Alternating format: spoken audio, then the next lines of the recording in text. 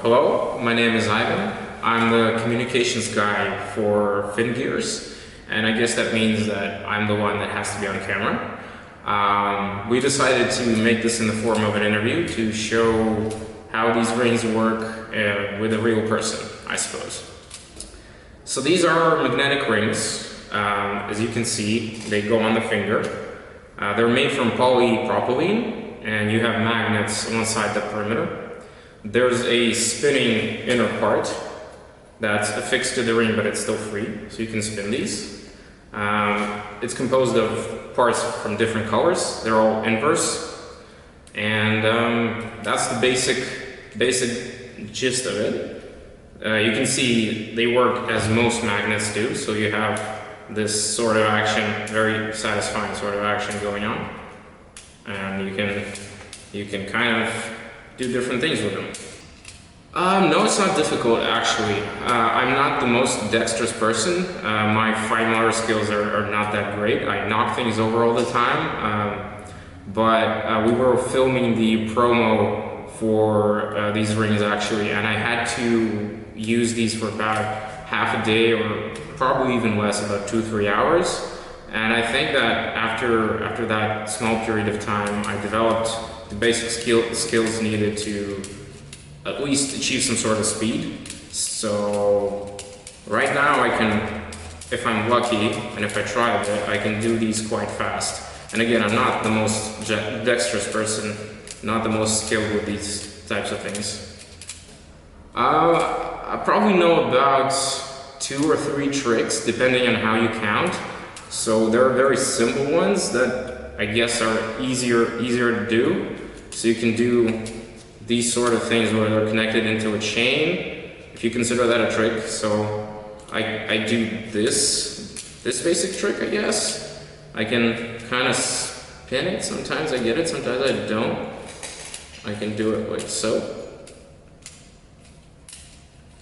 So 3 to 4 tricks, I suppose, but I'm pretty sure that most people will do more than I can, because again, not very dexterous, not great fine motor skills. So behind me is another aspect of the rings.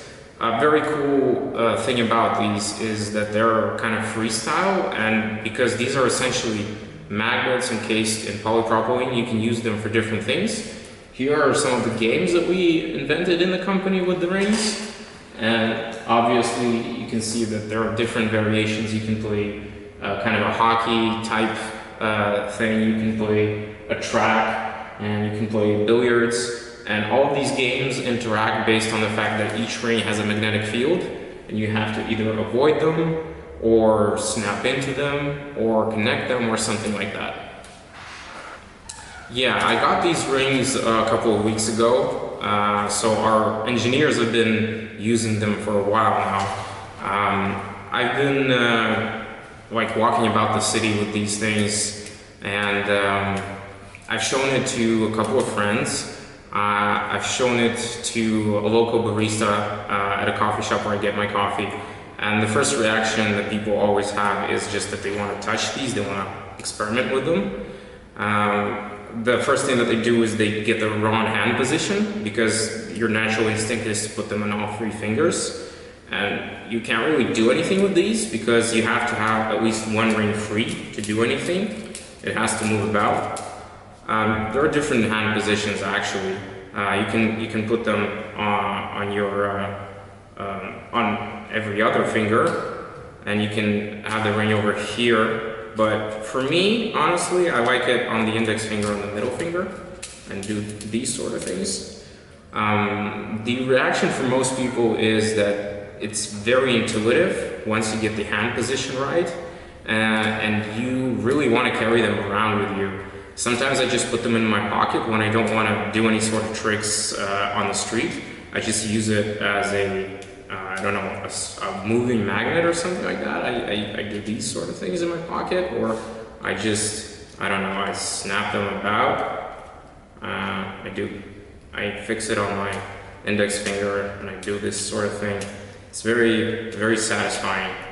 If you ever have magnets, I have these Bluetooth headphones, and they do the same sort of thing. So that's it. So here I have actually two sizes on my hand. So these are the smaller ones. These are the small ones actually, and this is a medium one. So we have small, medium, and large. The small ones come in the green box. These are the medium ones and the big ones. They're all different. They're all made for different finger diameters. This is 60 millimeters or 0.6 inches, and you go upwards for bigger hands. And so I have two small ones and one medium ring. For me, that's kind of, I don't know, it's just easier for me to do tricks with these, because the bigger one snaps easier because of its size. The magnetic force of the rings attracts it faster. But I guess I could also use just three smaller ones or three medium ones. I think it depends on what's comfortable for you, because you put these above your middle phalanx bone, and you shouldn't really put it beneath it, or it'll get stuck, or it'll just be inconvenient to do any sort of tricks and movement. And so yeah, that's the combination that I use. You can use the box here to kind of determine your finger size. You put it over here, and that's a rough approximation of what size you need. We'll actually have, I think, a PDF on the Kickstarter campaign that you can download, print out, and use the same kind of layout to choose your finger size. Most people can use either of two sizes that are closest. For me, it's medium and small. So when people ask me to describe what this is, when friends see this and ask me to describe it, it's actually a little bit hard, because this is not a spinner or a fidget. This has a lot more uses, because these are freestyle and modular. These are essentially magnets encased in polypropylene. And I've tried spinners in the past. I get bored with them in about 30 minutes. 3 years ago, I backed the Fidget Cube campaign, and it looked cool on video, and I kind of, I carried it about for a couple of days, and I used the clicky thing, mostly because I just spent money on it, but afterwards I had it collect dust on my shelf for 3 years. These things, I got them 2 weeks ago, and honestly, I'm not going anywhere. I don't go anywhere without them. There's something about the magnets coming together, the magnetic aspect of it, that's really satisfying. And there are a million uses for them. You can make shapes out of these. You can play different games. You can see on the board behind me. And there's I think the people that will buy them and use them will find many more uses than even I or the entire team imagined initially. And it's just, I don't know, it's really cool. I find this really cool.